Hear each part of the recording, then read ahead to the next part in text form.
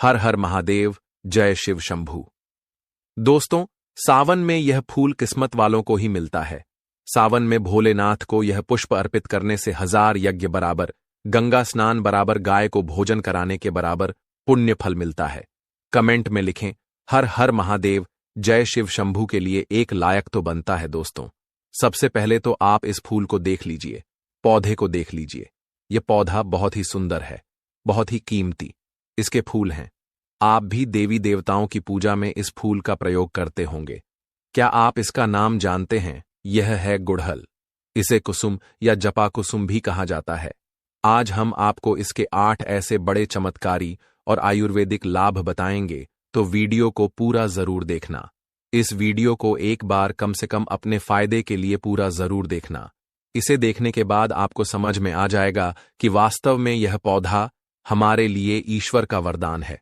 वैसे तो बहुत सारे पेड़ पौधे हमारे घरों के आसपास पाए जाते हैं, जो किसी न किसी बीमारी को ठीक करने में काम आ ही जाते हैं, जो किसी न किसी समस्या को दूर करने में काम आते हैं।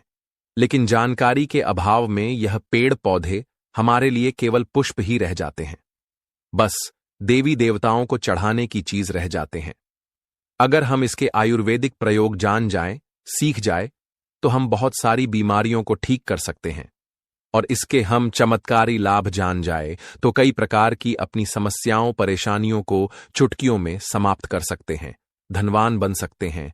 जीवन में चल रही बहुत सी परेशानियों को हम तत्काल दूर कर सकते हैं। तो वीडियो को ध्यान से देखिएगा। तो चलिए अब आपको इसके विभिन्न प्रकार के चमत्कारी लाभ की ओर ले चलते हैं। इस पौधे का अंग्रेजी नाम हिबिस्कुस हमारे आसपास बहुत ही आसानी से देखने को मिल जाते हैं। आप जहां भी रहते हो, इसे बहुत से लोग गमलों में या अपने बगीचों में शोभा बढ़ाने के लिए लगाते हैं, तो वही कुछ लोग इसे गार्डन में भी शोभा के लिए लगाते हैं। आप हमें कमेंट सेक्शन में जरूर बताइएगा कि इस पौधे को आपके यहां किस नाम से जाना जाता है। दोस्तों, सबसे पहले तो हम इसके महत्व शुरुआत करते हैं, फिर इसके आयुर्वेदिक प्रयोग बताएंगे, फिर इसके विभिन्न प्रकार के चमत्कारी प्रयोग बताएंगे। तो सबसे पहले कमेंट बॉक्स में लिखे हर हर महादेव। आप सभी को सावन की हार्दिक शुभकामनाएं। पहले तो इस पौधे को देखकर पहचान लीजिए। इसके पत्ते कुछ इस प्रकार के होते हैं, इस प्रकार के इसके फूल होते हैं, पुष्प होते हैं। तो इस पौधे को गुड़हल के नाम से जाना जाता है। ये लाल रंग के गुड़हल है। इनकी 3 प्रजातियां होती हैं, जिसमें से एक सफेद रंग की होती है और यह जो है वो लाल रंग की है। इनके अलावा एक और होती है, वह गुलाबी रंग की होती है। ये तीनों प्रजातियां बहुत ही महत्वपूर्ण होती हैं। आयुर्वेद में और धार्मिक कार्यों में इनका बड़ा महत्व है। पूजा पाठ करते हैं, उसमें इनका बड़ा महत्व है। दोस्तों, ऐसा माना जाता है कि यह पौधा जहां पर लगाया जाता है, वहां सकारात्मक ऊर्जा का संचार हो जाता है। वहां पर जो नकारात्मक ऊर्जा होती है, उसे यह खत्म करने का काम करता है। घर में इस पौधे को लगाना बहुत ही शुभ और मंगलकारी माना जाता है। जिन लोगों की कुंडली में सूर्य ग्रह का प्रभाव अच्छा नहीं है, उन्हें अपने घर में इस पौधे को जरूर लगाना चाहिए। मोस्टली सूर्य कमजोर होने के कारण व्यक्ति डरपोक हो जाता है। व्यक्ति के अंदर से साहस खत्म हो जाता है। व्यक्ति को कार्य में सफलता नहीं मिलती। व्यक्ति को मान हानि, धन हानि और अंग चर्म संबंधित बीमारियां आती हैं। तो ऐसे कुछ लक्षण हैं। इन लक्षणों को देखकर आप समझ सकते हैं कि आपको भी सूर्य दोष लगा हुआ है। ऐसे में यह पौधा आप अपने घर में अवश्य लगा लीजिए।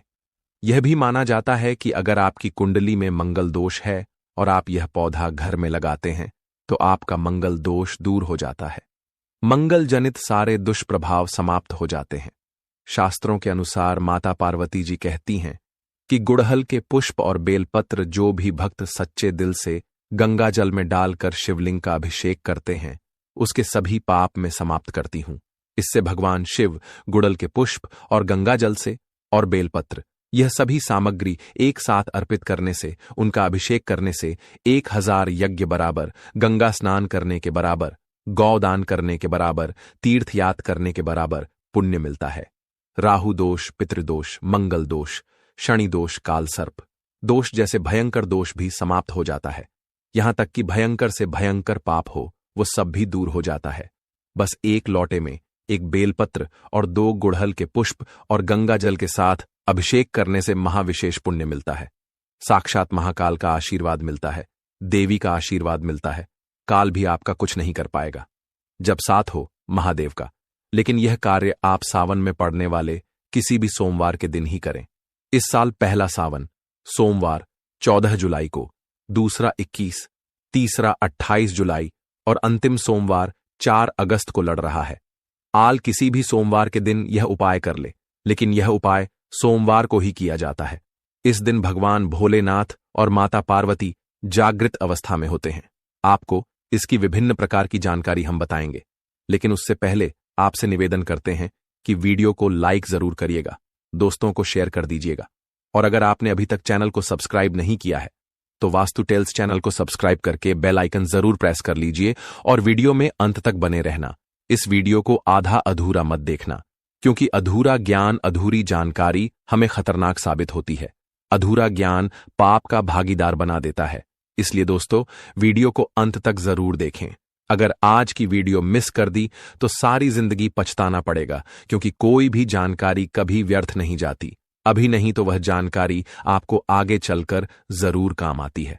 तो दोस्तों, इसके आयुर्वेदिक लाभ क्या है? आयुर्वेद में इसके कौन कौन से हिस्से का प्रयोग होता है और किस बीमारी में यह काम आता है? यह काम आता है पेट दर्द को दूर करने के लिए। ऐसा माना जाता है कि इसकी पत्तियों को उबालकर, इसकी सूखी पत्तियों को उबालकर चाय की तरह पीने से आपके पेट में हो रहा दर्द समाप्त हो जाता है। पेट में अगर कीड़े हो वो भी मर जाते हैं, ऐसा आयुर्वेद में लिखा मिलता है। यह भी माना जाता है कि यह पथरी की रामबाण दवा है। यदि आप लंबे समय से पथरी के लिए दवा खा रहे हैं, लेकिन आपकी पथरी की बीमारी अर्थात किडनी स्टोन, गुर्दे की पथरी, किसी भी प्रकार की पथरी हो, उस पथरी को जड़ से समाप्त करने का काम यह करता है, पथरी को तोड़ने का काम करता है। अगर आप लंबे समय से पथरी की बीमारी से परेशान हैं तो इसके पुष्प और उसकी पत्तियों का पाउडर मिलता है। बाजार में हिबिस्कुस पत्ते और फूल का पाउडर बना सकते हैं। फिर इसके पाउडर को 2 चम्मच 1 गिलास गुनगुने पानी में डालकर, या फिर 2 गिलास आप पानी लें और उसमें 1 चम्मच इसके पाउडर को डालकर गर्म कर दें। फिर जब शेष 1 गिलास पानी उसमें बच जाए तब छान कर उसे पी लेना है। और यह उपाय आपको खाली पेट करना है। सुबह और शाम